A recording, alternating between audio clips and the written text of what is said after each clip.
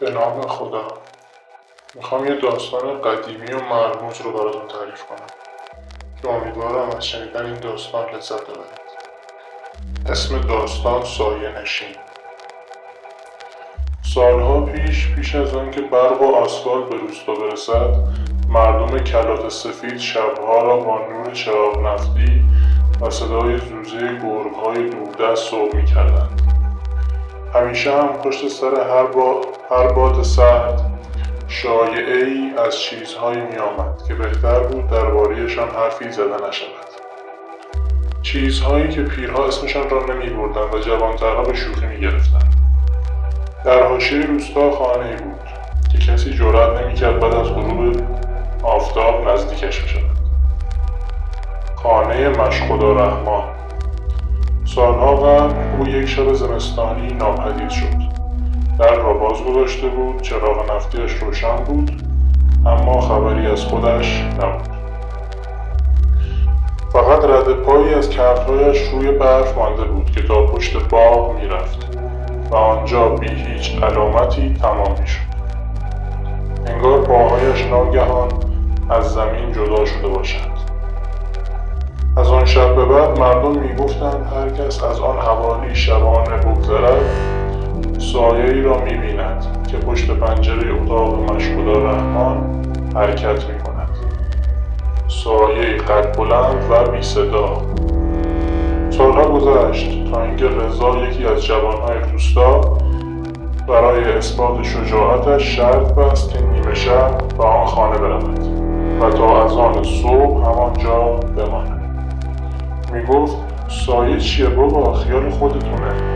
اما پیرزنها زیر لب صلوات می‌فرستادند و میگفتند بچه با چیزی شوخی نکن که از جنس ما نیست. رضا آن شب چراغ قوه‌اش را برداشت و راهی شد. وقتی وارد خانه شد بوی نم و چوب پوسیده در هوا پیچیده بود. سکوت آنجا سنگین‌تر از چیزی بود که انتظار داشت. تصمیم گرفت روی صندلی قدیمی کنار اتاق بنشیند تا شب بگذرد. اما نیم ساعت نشده بود که صدای قدم‌هایی از اتاق دیگر شنید. قدم‌های آهسته، کشیده و سنگین. نور چراغ قوه را به سمت صدا گرفت، اما چیزی دیده نمی‌شد. بعد صدای نفسی عمیق از پشت سرش آمد. چنان یخ بست که حتی توان چرخیدن نداشت. تنها وقتی جرأت کرد سرش را برگرداند که نفس گرم دیگری نزدیکتر از قبل پشت گردنش خورد. اما پشت سرش هیچ کس نبود. رضا دلش را زد و گفت هر کی هستی بیا جلو. صدایش می‌لرزید. ناگهان سایه‌ای بلند دقیقاً از گوشه اتاق بلند شد. نه مثل یک آدم، نه مثل یک حیوان، فقط یک سایه. انگار نور چراغ قوه آن را نمیدید، اما رضا با چشم خودش میدید که دارد به او نزدیک میشود. سایه آرام حرکت میکرد، اما انگار زمین زیر پایش لیز میخورد، بی صدا، بی شکل و انگار زنده. وقتی تنها یک قدم با او فاصله داشت رضا دوید، در را پرت کرد و از خانه بیرون زد. اما مردم میگویند حتی وقتی از خانه بیرون آمد سایه پشت سرش بود. درست تا جایی که نور اولین خانه‌های روستا به آنجا میرسید، در آنجا سایه ناگهان محو شد، انگار که هیچ وقت وجود نداشته است. رضا سالها بعد هم قسم میخورد که چیزی را دیده، اما هر بار که میخواست دقیق بگوید چه شکلی بوده زبانش بند میآمد و فقط میگفت اون سایه نبود، یه چیزی بود که سایه فقط دوستش بود. از آن شب تا امروز هیچ کس جرأت نکرد در تاریکی از کنار خانه مشخدا رحمان رد شود و اگر شبی باد از سمت باغ بوزد هنوز هم مردم میگویند سایه نشین چشم دنبال کسی میگردد که جرأت کند دوباره وارد خانه شود. بعد از آن شب رضا دیگر آن آدم قبلی نشد. اولش همه فکر کردند از ترس زیاد اینطور شده، اما مسئله فقط ترس نبود. انگار چیزی از همان خانه با خودش آورده بود، چیزی که دیده نمیشد، اما حضورش احساس میشد. چند روز بعد مادرش گفت رضا، شبها چرا نمیخوابی؟ نیمه شب رضا از خواب میپرد و یک جوری به گوشه اتاق نگاه میکرد که انگار کسی آنجاست. یک بار هم میگفت مادرش بیدار شده و دیده رضا آرام آرام با خودش حرف میزند، اما صدایش مثل همیشه نبود، آهسته تر و کشیده تر، مثل کسی که دارد زمزمه یک نفر دیگر را تکرار میکند. روزها هم میگفت حس میکند کسی پشت سرش راه میرود، حتی وقتی توی کوچه خلوت باشد. میگفت مامان، قسم میخورم یکی هست، نزدیک، فقط نمیخواد دیده بشه. هیچ کس باور نمیکرد تا اینکه یک شب صدای فریادش کل محل را برداشت. وقتی اهالی به خانهشان دویدند، رضا گوشه اتاق مچاله شده بود و فقط تکرار میکرد نور، نذار خاموشه، اون توی تاریکی داره حرکت میکنه. چراغ اتاق سوسو میزد. پدرش چراغ را محکم کرد، اما آن سوسو زدن از خود چراغ نبود، انگار سایه از جلوی نور رد میشد، اما هیچکس جز رضا آن را نمیدید. 2 روز بعد کربلای نصیر، پیرترین و کم حرفترین مرد روستا، آمد جلوی خانه رضا.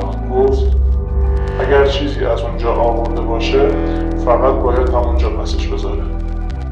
همین شد که 4 نفر از مردای روستا رضا را که بیحال و مات بود نیمه شب بردند همان خانه مشهود رحمان.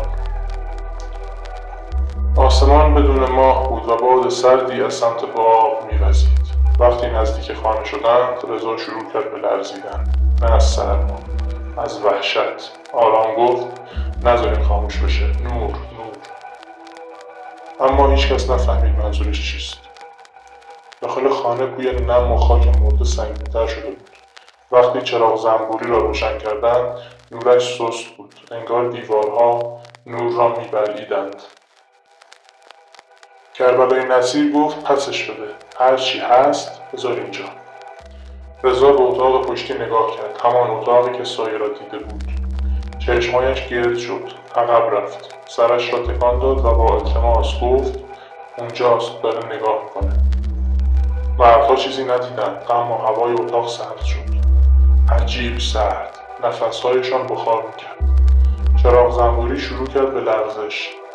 رضا ناگهان انگار کنترلش را از دست داد، چنان جیغی زد که انگار کسی از درون گلویش میخواست بیرون بیاید. تقلا کرد، به زمین افتاد و دستش را به سمت گوشه تاریک اتاق دراز کرد، جایی که هیچ کس چیزی نمیدید. چراغ ناگهان خاموش شد. همان لحظه همه شنیدند صدای چیزی روی زمین، نه قدم نه کشیده شدن، بیشتر شبیه سایه که روی خاک باشد و بلغزد. مردها چراغ را دوباره روشن کردند، اما رضا دیگر همانجا ایستاده بود، آرام بی حرکت. چشمایش باز بود ولی نگاه نمی‌کرد. لبخند خفیف و بیرون لبش نشست. کربلای نصیر زیر لب گفت نه، این اون نیست. آرام با ترس برگشتن سمت در، اما وقتی بیرون رسیدن و در را بستن چیزی از پشت در آرام 3 بار تق به در زد، اما هیچ کس پشت در نبود. آن شب رضا را آوردن بیرون، اما رضا نبود، فقط جسمش. از آن به بعد حرف نمیزد، فقط گاهی شبها پشت پنجره اتاقش میایستاد و انگار در تاریکی چیزی را دنبال میکرد. پیرزنها میگویند سایه‌نشین وقتی وارد کسی میشود آن آدم دیگر خالی میشود، مثل پوسته‌ای که راه میرود. و اهالی کلات سفید هنوز هم میگویند سایه وقتی با کسی از خانه بیرون بیاید دیگر بر نمیگردد، دنبال جای تازه میگردد. سالها گذشت. خانه مشهدالرحمن را خراب کردند، زمینش را صاف کردند و حتی درختهای خشک پشت باغ را بریدند. اما هیچ کدام اینها فراموشی نمی آورد، فقط ظاهر ماجرا را عوض می کرد. یک زمستان وقتی روستا برق داشت و اوضاع مدرن‌تر شده بود، چند نوجوان روستا تصمیم گرفتند به آن منطقه بروند.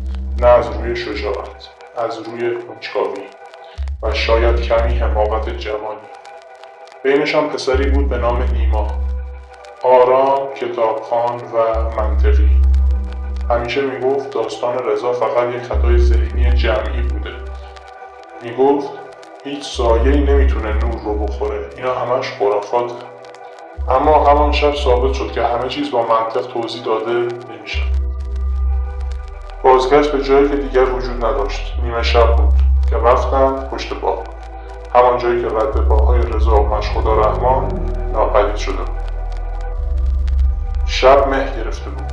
نور چراغ قوه‌ها کمسو میشد، انگار هوا خودش سنگین شده باشد.